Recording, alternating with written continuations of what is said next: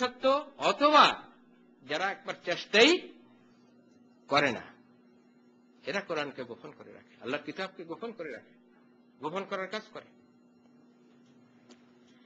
যারা আল্লাহর কিতাবের প্রসার, শিক্ষাদান ও বাস্তবায়নের কাজে বিরোধিতা করে, বাধা প্রদান করে, তারা আল্লাহর কিতাবকে গোপন করে রাখার কাজ করে।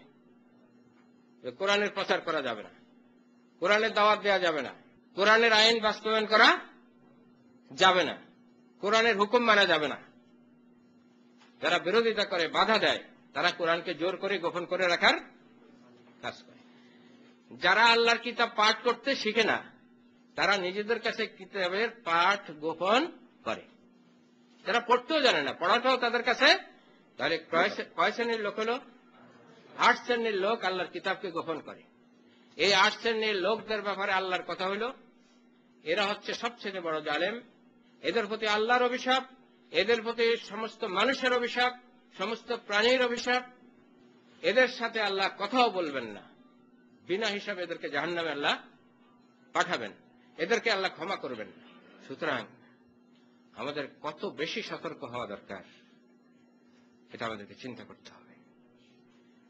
আমি কোন না কোন পর্যায়ে, 8টির কোন না কোন পর্যায়ে আল্লাহর কিতাব গোপন করছি কিনা, আমার দ্বারা আল্লাহর কিতাব গোপন করা হচ্ছে কিনা, এটা আমাকে দেখতে হবে। আল্লাহ কিতাব পাঠিয়েছেন প্রকাশ, প্রতিষ্ঠা ও বিজয়ী করার জন্য।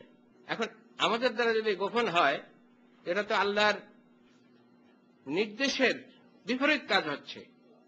দেখুন আল্লাহ কি বলছেন, এই আয়াতটা আপনাদের অনেকেরই জানা আছে, আমি বিশ্বাস করি আপনাদের অনেকেরই জানা আছে।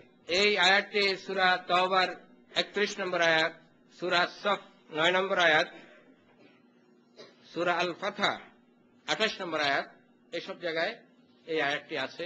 হুয়াল্লাযী আরসালা রাসূলাহু বিল হুদা ওয়া দীনিল হক লিইয়ুযহিরাহু আলাদ দীনি কুল্লি ওয়ালাউ কারিহাল মুশরিকুন। এক জায়গায় আছে ওয়াকাফা বিল্লাহি শাহীদা, যে আল্লাহ তার রাসূলকে পাঠিয়েছেন বিল হুদা, হুদা নিয়ে। আল্লাহর কিতাবের একটি নাম হচ্ছে হুদা, ওয়া দীনিল হক, আর এই কিতাবে রয়েছে কি? সত্য জীবন ব্যবস্থা, সত্য জীবন পদ্ধতি। কি জন্য পাঠিয়েছেন? লিইয়ুযহিরাহু আলাদ দীনি কুল্লি। লিইয়ুযহিরা, এই লিইয়ুযহিরা এটা জেহরন থেকে আসছে। জেহরন জাহের, আমরা বলি না জাহের বাতেন। বাতেন মানে কি? বাতেন, বাতেন গোপন, আর জাহের প্রকাশ। বাতেনের বিপরীত হচ্ছে জাহের। আল্লাহ বলছেন লিইয়ুযহিরাহু, জাহের করার জন্য আমি কিতাব পাঠিয়েছি এবং কিতাবের বিধান পাঠিয়েছি। কি জন্য? এটাকে জাহের করার জন্য, আলাদ দীনি কুল্লি, যত মত পথ, যত জীবন পদ্ধতি আছে সেগুলোর উপরে জাহের করার জন্য। একটা জাহের করলে আরেকটা চাপা পড়ে যায়। সূরা 14 ইব্রাহিম, সূরা ইব্রাহিম 1 নম্বর আয়াতে, এই আয়াতটি আমরা গত ক্লাসেও আলোচনা করেছি। কিতাবুন আনসালনাহু ইলাইকা লিতুখরিজান নাসা মিনাজ যুলুমাতি ইলান নূর। এই কিতাব তোমার কাছে আমি নাজিল করেছি হে মুহাম্মদ, যেন তুমি মানুষকে অন্ধকার থেকে আলোতে নিয়ে আসো। অন্ধকার হলো গোপন, যে অন্ধকারে থাকে সে কোথায় আছে? হি ইজ হাইডিং, সে গোপনে আছে, সে লুকিয়ে আছে।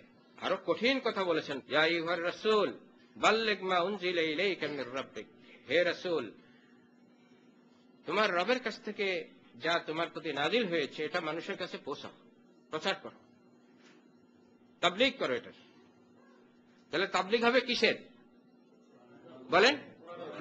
মা উনজিলা ইলাইকা। এখানে দেখেন আয়াত, বাল্লিগ মা উনজিলা ইলাইকা, যা তোমার কাছে নাজিল হয়েছে এটা তাবলীগ করো। কিন্তু তাবলীগ কিসের হয়? তাহলে তাবলীগ কিসের হবে সেটা এই আয়াতে বলে দেওয়া হয়েছে। ইয়া আইয়ুহার রাসূল বাল্লিগ মা উনজিলা ইলাইকা, হে রাসূল যা তোমার কাছে নাজিল করা হয়েছে সেটার তাবলীগ করো। ওয়া ইন লাম তাফআল, তুমি যদি এটার তাবলীগ না করো, ফামা বাল্লাগতা রিসালাতাহু, তাহলে তুমি রিসালাতের দায়িত্বই পালন করো নাই। ওয়াল্লাহু ইয়াসিমুকা মিনান নাস, তুমি যদি এই তাবলীগ করো, তোমার প্রতি যে জিনিস আমি নাজিল করেছি এটার যদি তাবলীগ করো, তাহলে মানুষের ক্ষতি, মানুষের দুষ্কৃতি থেকে আমি তোমাকে রক্ষা করব। তাহলে কোরআনের কাজ যারা করে, আল্লাহ দায়িত্ব নিয়েছেন তাদেরকে মানুষের দুষ্কৃতি থেকে রক্ষা করা, সেভ করা। আল্লাহর কিতাব প্রতিষ্ঠাই হচ্ছে প্রাচুর্য এবং উন্নতির উপায়। যদি আমরা উন্নতি চাই, যদি আমরা কল্যাণ চাই, যদি মুসলিম উম্মাহ পৃথিবীতে শ্রেষ্ঠত্ব চায়, পৃথিবীর কর্তৃত্ব যদি চায়, নিজেদের কল্যাণ যদি চায়, তাহলে একটি পথ, সেটা হচ্ছে আল্লাহর কিতাব প্রতিষ্ঠিত করা।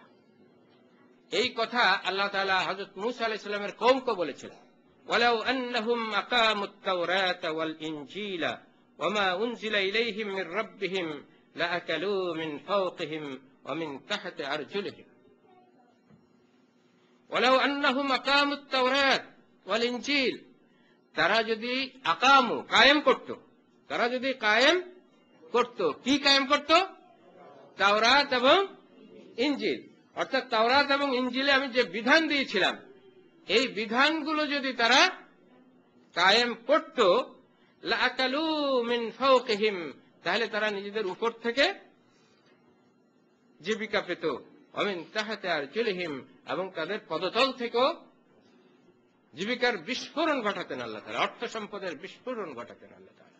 সম্পদের বিস্ফোরণ ঘটানোর চাবিকাঠি আমাদের হাতে আছে, সেই মাস্টার কি আমাদের হাতে আছে। সেই মাস্টার কিটা কি?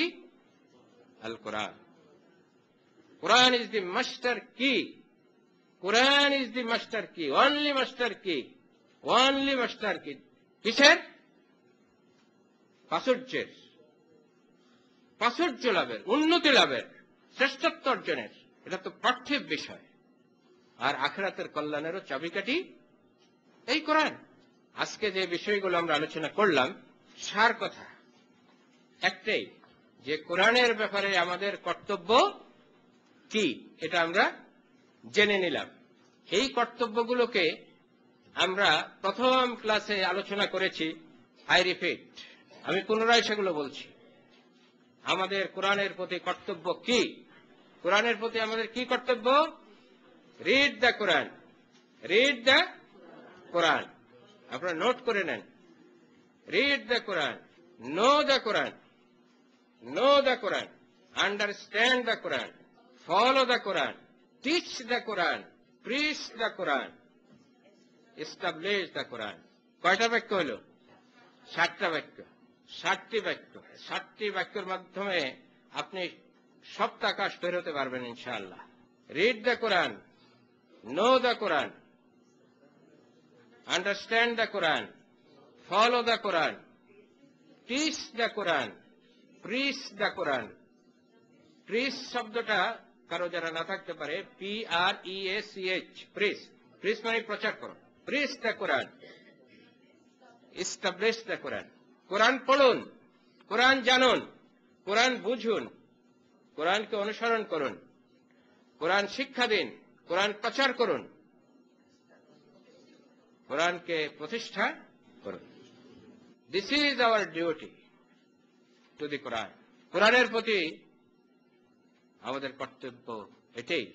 তা যদি না হয়, তাহলে আমরা কোরআন গোপন করার অভিশাপে অভিশপ্ত হব।